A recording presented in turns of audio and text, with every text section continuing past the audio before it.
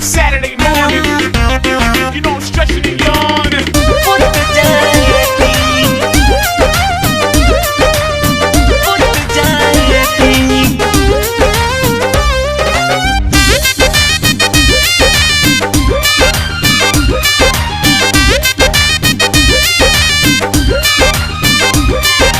जागल बड़े ससुर जी बुझाता आवाजाही दम धरी कहाँ हम करिले मनाही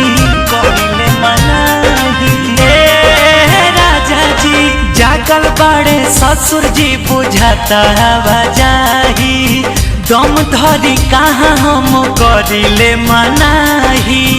अभी ये न रात बीतल जाता सबका के पहले सूत जाए दी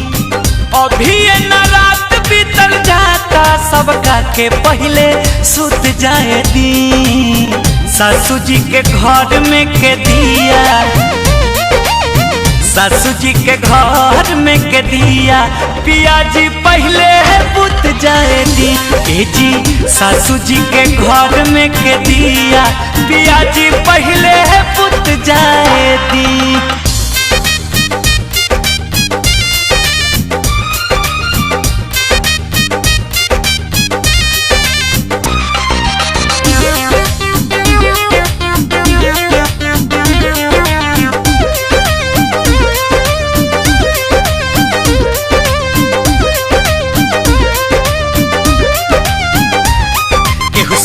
तो का कही तनी दम साध के रही बेचैनी तो हमरो बा तनी बुझी गलती सही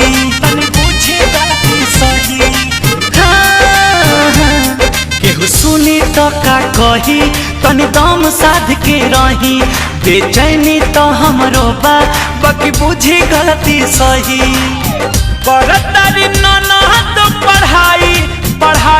बस उठ जाए दी ए जी करतारी नाना तो पढ़ाई बस उठ जाए दी ए जी सासू जी के घर में के दिया ए पिया सासू जी के घर में के दिया पिया जी तनी पूत जाए दी हाँ सासू जी के घर में के दिया पिया जी तनी पूत जाए दी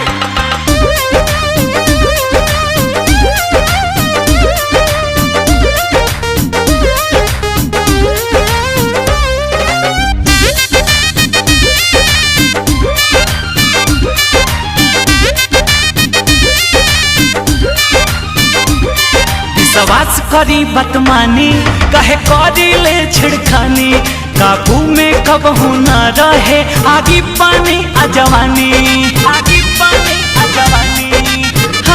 हाँ विश्वास करी बतमानी कहे करी ले छिड़खानी काबू में कबहू न रहे आगी पानी जवानी अजित आनंद और अपू के रजाइया में ढूक जाए दी रोशन विश्वास दीप चंदन के रजाइया में ढूक जाए दी सासू जी के घर में के दिया ए पिया सासू जी के घर में के दिया पिया जी तनी पूत जाए दी ए जी सासू जी के घर में के दिया पिया जी तनी पूत जाए दी जागल बड़े ससुर जी बुझाता आवाजाही दम धरी कहाँ हम करिले मनाही अभी ये न रात बीतल जाता सबका के पहले सूत जाए दी अभी ये न रात बीतल जाता सबका के पहले सूत जाए दी सासू जी के घर में के दिया सासू जी के घर में के दिया पिया जी पहले बुत जाए दी ए जी सासू जी के घर में के दिया पिया जी पहले बुत जाए दी।